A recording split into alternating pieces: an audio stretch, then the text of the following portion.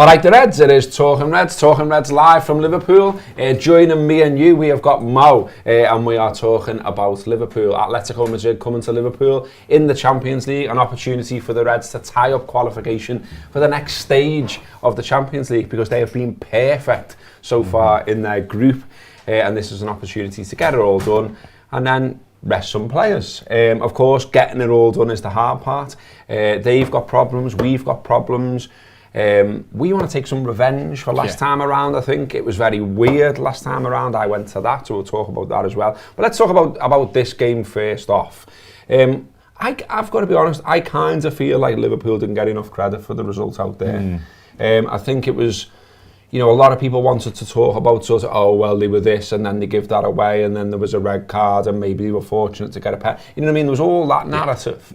Whereas I was more like, that's a really hard place to go and get a result. We've gone to a really hard place and got a result. The manager's walked down a tunnel with a big titty lip. And that's hilarious. Let's enjoy that. Do you know what I mean? It's strange, but I think it's almost because it's so early on in the competition. It almost feels like it's not quite as big. But you're right.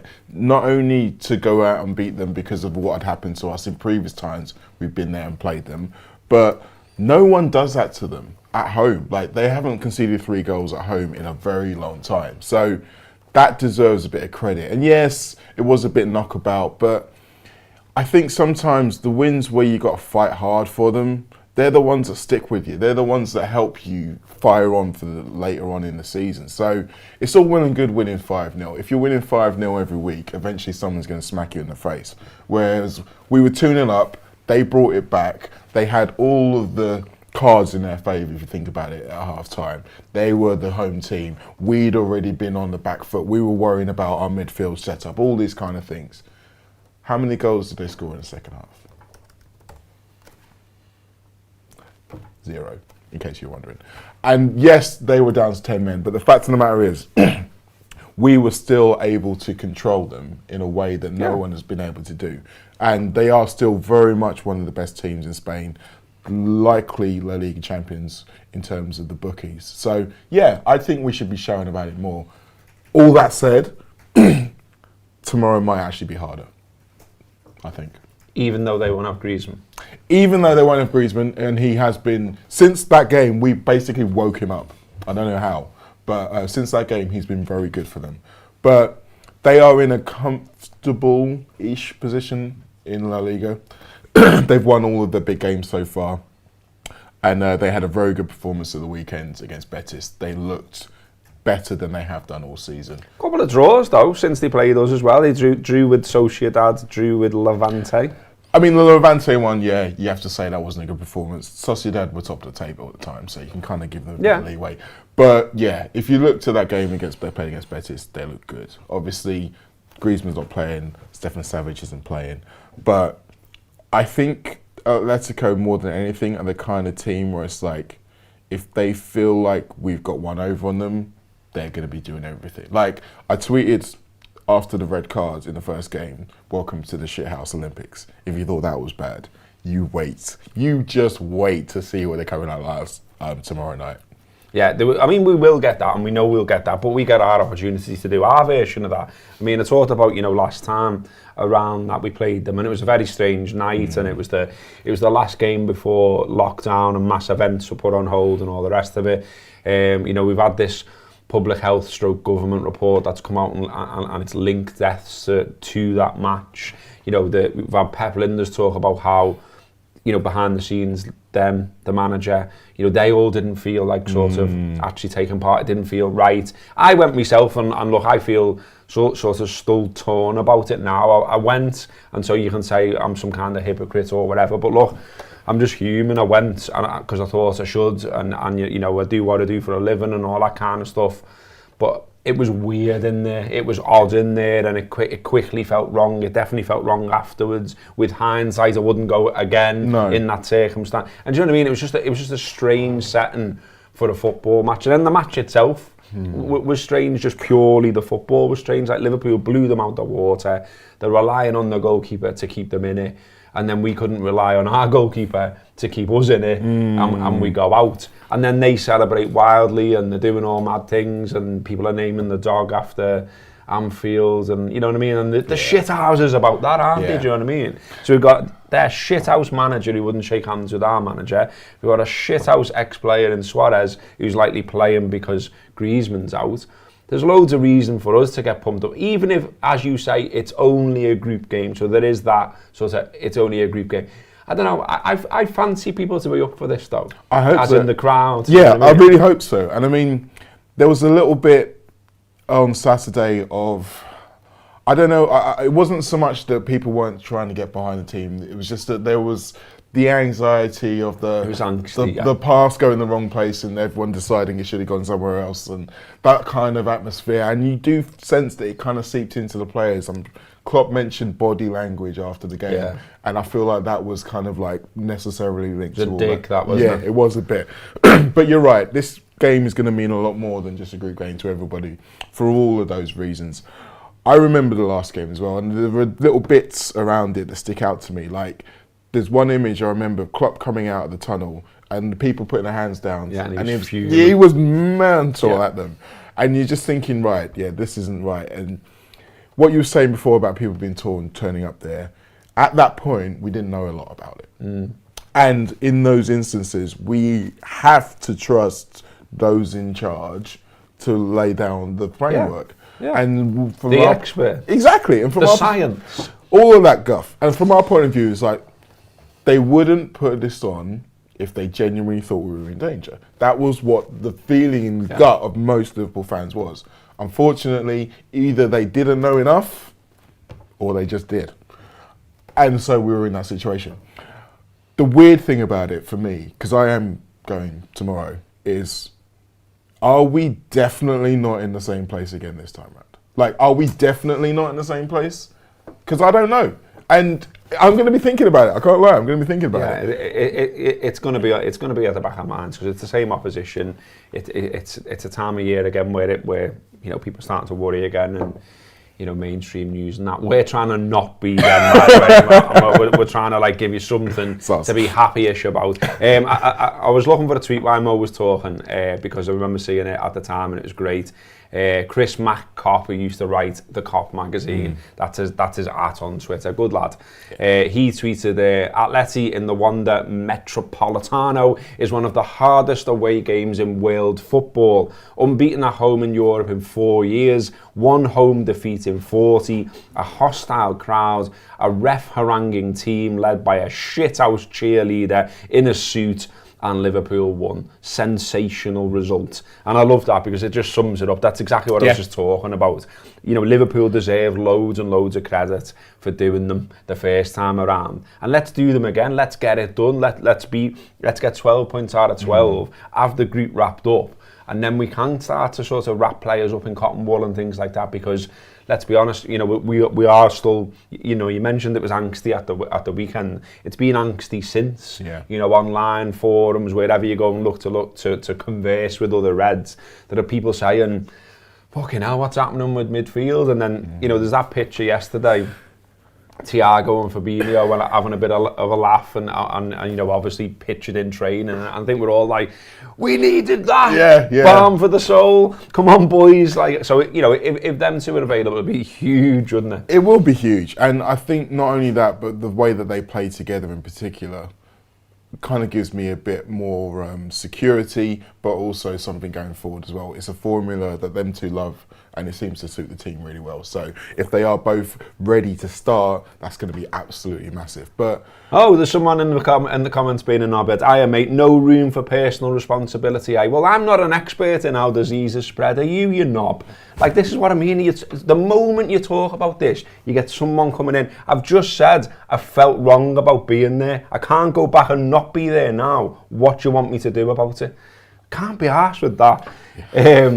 Also, I can't be arsed with, and I've just seen this, are we taking the story that James Pearce was on his jollies? Yeah, because I follow him on Instagram, and he was literally in Spain with his mates. Like, that's another weird conspiracy. Klopp called out the Athletic, sound. James is still employed by the Athletic, will still cover the Reds, is still a sound lad, and doesn't deserve half this shit he gets on the internet. And yes, he went on his fucking holidays.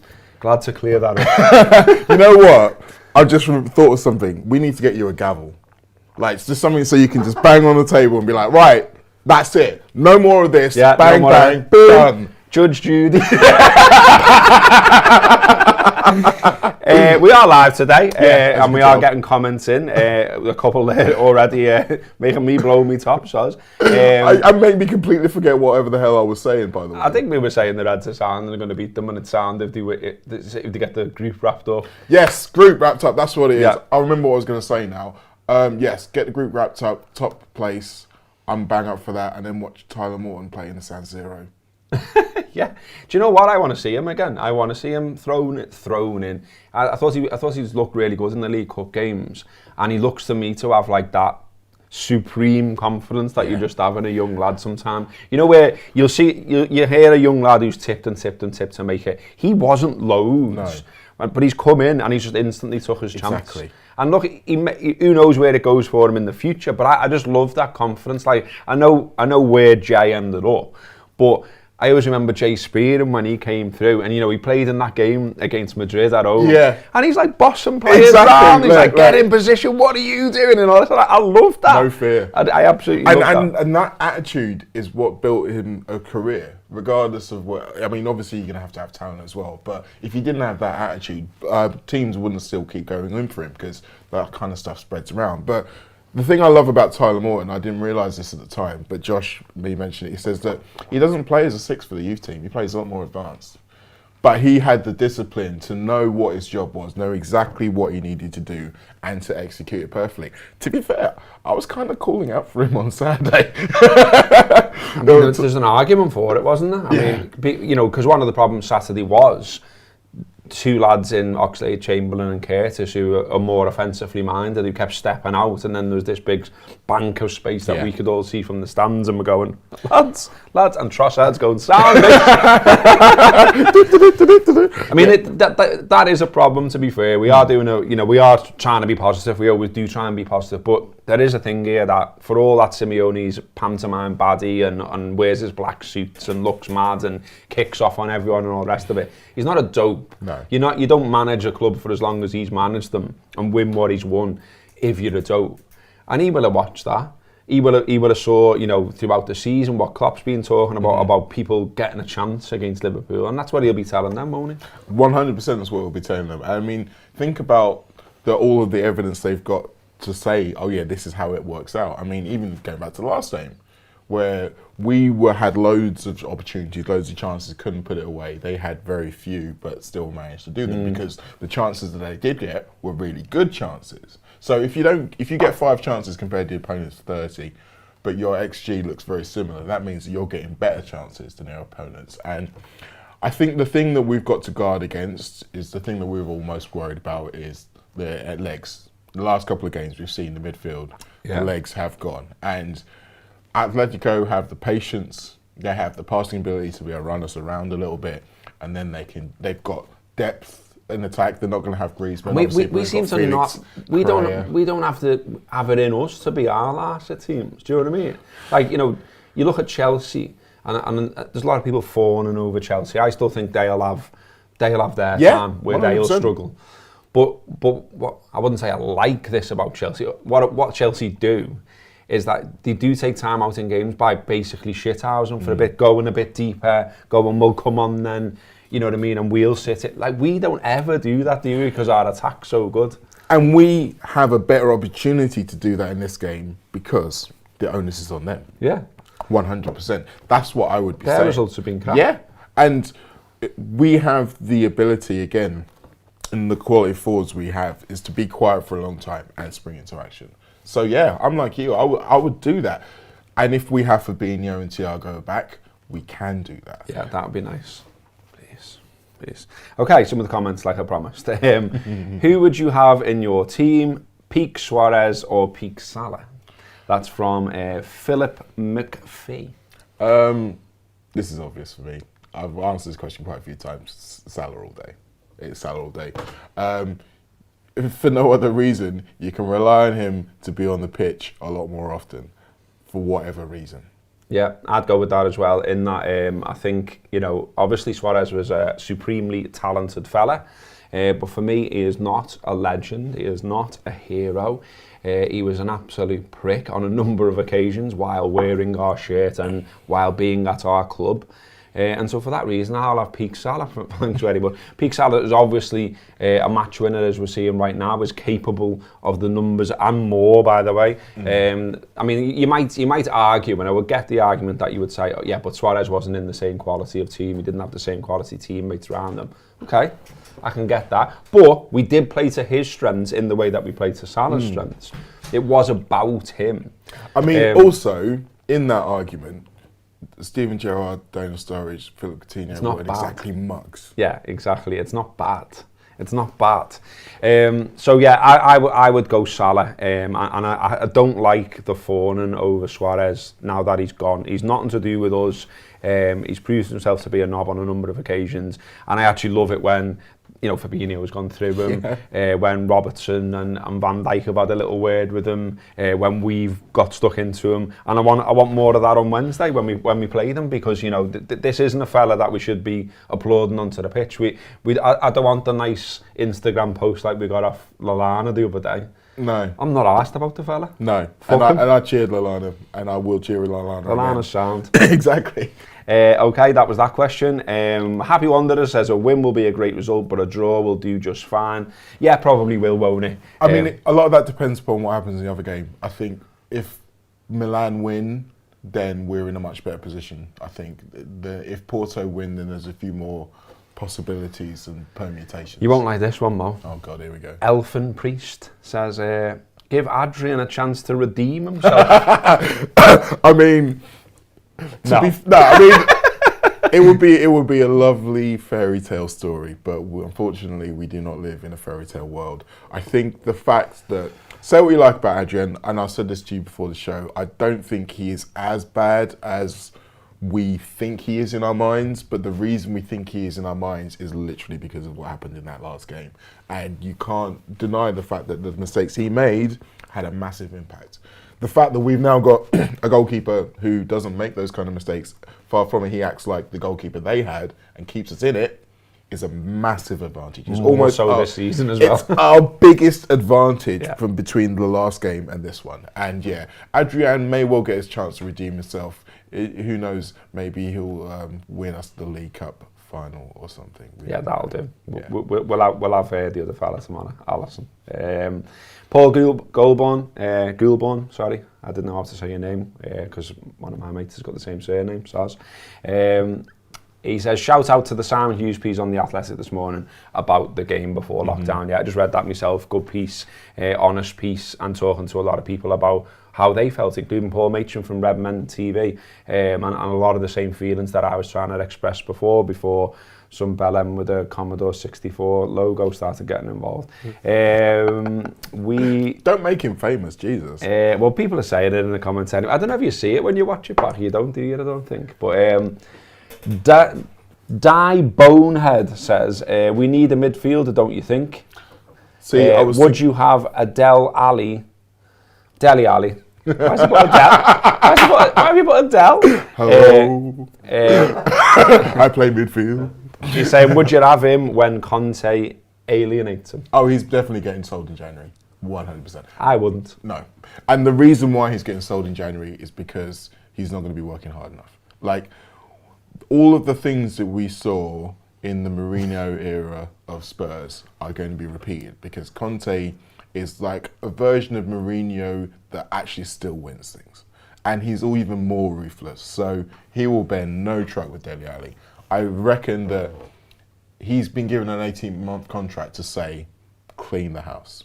Do all the dirty work, and then next manager will be able to start afresh. And including selling Harry Kane. Including selling Harry Kane. Although, I do think Kane will like him. I think Kane's the kind of guy who's not afraid of hard work, at least in his mind. His body is probably a little bit more afraid of the hard work. But he will get him scoring goals again, and then he'll move. There's love for the T-shirt. Mo, someone saying, where can they get it? This was actually, it's quite embarrassing. This is a birthday present last year. I can't ask the person who got it for me because we don't speak anymore. But yeah, it's good. Moving on. Yes, quickly. Matthew Dempsey, I am 8. He says, why don't they make giant adult-sized bags of pom bears? Demolish my kids' stash of them the other week. Shame. It's a good question, Matthew. It's one I can't answer, mate. Do right to pom bears. Can you imagine if they just made a life-size one, though? One. Yeah, just one. Like, you open the bag and it's just got one massive pom bear and you just go, yeah. Be sound that. Yeah, you know what, Craig Hannon? I've got to throw Craig Hannon under the bus here. Do you know what he does with his crisps? Whatever crisps they are. He gets the bag right, and he just goes like this, smashes them, and then he opens the bag and just pours all the crumbs into his mouth. Yeah. Now, isn't that just a waste of a bag of crisps? Like, what's the point in them being shaped like monsters if you're going to do that to them? Do you know what I mean? Just absolutely wrong. So feel free to give him shit about that. And yes, I am a grass. We were going to talk about Calvert-Lewin last night, weren't we? Oh, we were, yeah. We watched Monday Night Football last night. Calvert-Lewin was on there with Jamie Carragher. And it's the first time, certainly that I can remember, where they've had a player who is currently a player of that club talking about that club while that club are playing. And, you know, both Carragher and Neville were saying how good it was to have him on, and, like, hopefully more current players would do it with them and that kind of thing. I doubt it.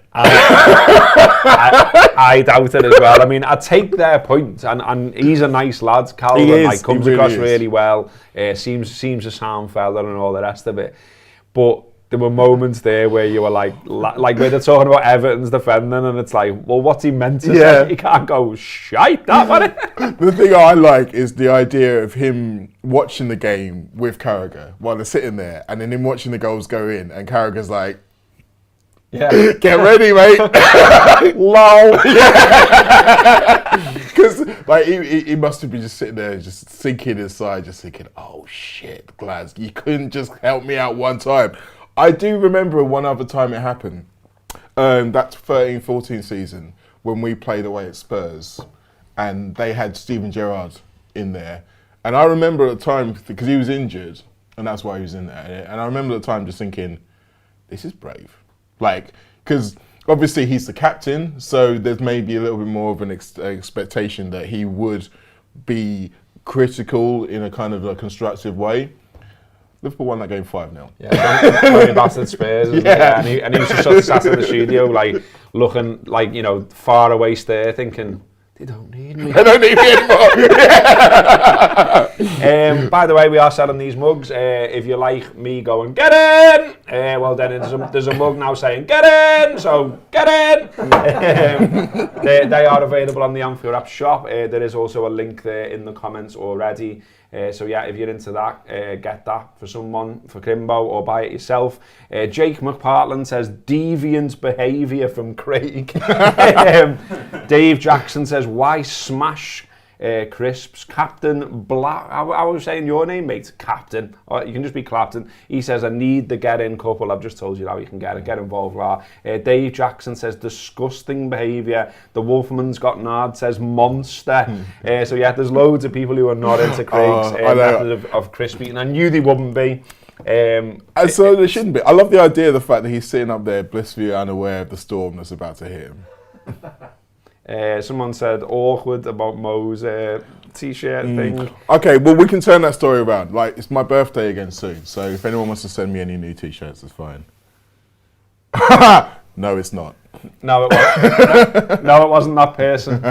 Big Papa like 6. I'm actually seeing that particular person later today. There you go. I'm loving all this. So far for this. Bally Lad says, I think Hendo, Curtis and Thiago will start with Fab on after about 65 minutes for Thiago and Hendo at 6. I must admit, the idea of Hendo starting with Fabinho and Thiago, I'm not 100% sure that configuration will be fantastic. I would be tempted. I know that that's probably what will start if they're both fit, because obviously Henderson's captain and all that kind of stuff. I'd be tempted to go with Curtis and those two. And just give them a different kind of problem, and not just because of like what we were saying before about energy. I just think that. Are you worried about West Ham though? Yeah, there is that as well. Yeah, because you know they're doing well. They are 20 points and 20 goals, and one of the form teams of this year. Well, if I was going to say which team are more likely to expose the potential weaknesses in Henderson's game at the moment, I'd say Atletico more than West Ham. So maybe that's the game he plays. But there's no way of him not playing tonight without it being a thing. So I still expect him to play.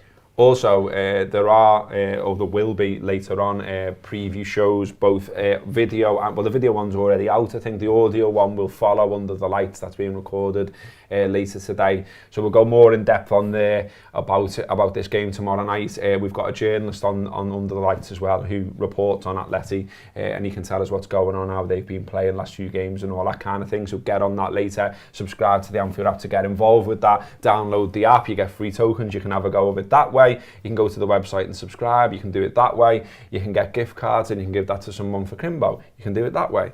They're all the plugs. For doing plugs, I wrote a piece about Naby and Adam Lallana at Liverpool.com yesterday. Go read it. There you go. What else have we got? I'm just having a little fly through before we wrap up. Someone says Suarez was a dream striker and got sold on for much more than we paid. A dream signing.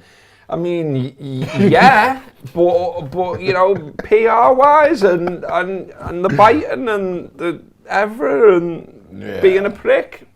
I think you've. Is that you, Lewis? all I'll say is that your dreams are very different to mine.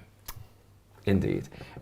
What does Curtis need to be a more complete midfielder like Gerrard level? Says practice Spanish. I think it's just more years in the team. I think knowing when you can take risks and when you need to be a little bit more disciplined. At the moment, there's a couple, like one of the things that he was getting a lot of stick for on Saturday was that he was chewing the ball or he was taking too long to decide what he needed to do. What I noticed from being at the game is that he was the press trigger for Brighton. So whenever he got the ball with his back to goal, they swarmed him every single time. And maybe that's because they know he takes a while to make his decision, or maybe they just thought he's a young guy, we'll just jump on him. But either way, that's something I think he can improve to get to the next level. But he's taking on new stuff all the time, so I've got no doubt he'll get there. Someone says, the Jody 1981 says, the Fab and Thiago training pic made me tingle as much as a 13-year-old me first seeing Michelle Pfeiffer in a catsuit for the first time. Okay, moving on. Mate, though, I can't lie though. Batman Returns is a banger. Yeah, it's a banger, and so was she at the time. Think how much Chris chat we could have on a Tour Discord server, potentially a whole channel just for crisps. I mean, lad, imagine that. I mean, I've already whacked on some weight. Imagine if we were just doing a crisp channel. I'd have to be asking for free gym memberships on here. Someone's gone for salt and shake. They were weird, Chris, weren't they? Yeah. Where you had to lash the salt in. Did you ever eat them without the salt? Grim. Horrible. Yeah. The little blue packet of salt on it. Weird, them. Yeah. How many crisps are getting necked if we win by 3?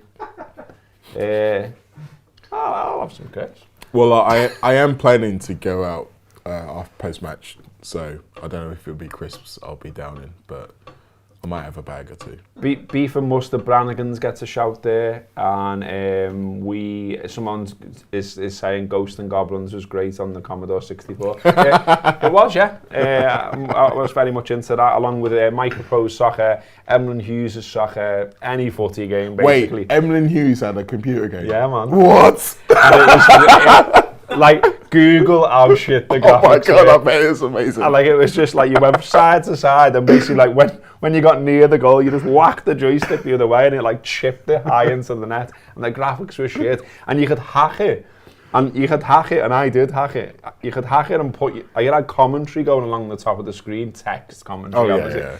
And you could hack it, so I was hacking it, saying like, what an absolute fucking beauty into the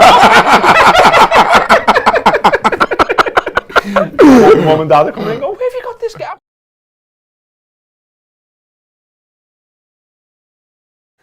Someone's saying they loved Commodore 64 chat. Now here's another chat. Yeah. Maybe we just need a whole... Whoa! Look, Sam for the win, that's unreal. Good, that from Sam. See how shit the lyrics, see how shit the graphics were. Fucking hell. And I would sit for hours playing that fucking game. And my son now is playing FIFA and all that, and I'm like, lad, you don't know how lucky you are. Look what I was playing. And he's like, Dad, that's shit. Yeah. And I was like, I know. I was on like Sensible Soccer, that was mine. Yeah, me too. Definitely that age. Sensible Soccer, I played that as well. I'd never heard of this one. Someone says, I owned Ali McCoist's Director of Football. One of my mates, right, we're going to wrap up now, but one of my mates who's a funny lad, right, he used to make up computer games and go into the big Bits and Bytes, it was called, in town. He used to go into Bits and Bytes and ask them for games that didn't exist. So he'd go in and he'd go, the best one he ever did was he went in and he went, have you got John Aldridge's Superstar Soccer? And they're like, no, I've never heard of it, mate. And they were like, yeah, when you take a penalty, he does the shuffle. Oh, and he went in another time and asked them if they had John McEnroe's I do not believe it tennis. So you can see, like I'm a knobhead, my mates are knobheads, and these things are never going to change. 45 years old and still acting like a kid. Don't plan on changing. That's been Talking Reds. Do subscribe. We do have serious chat too. Get a mug in a bit.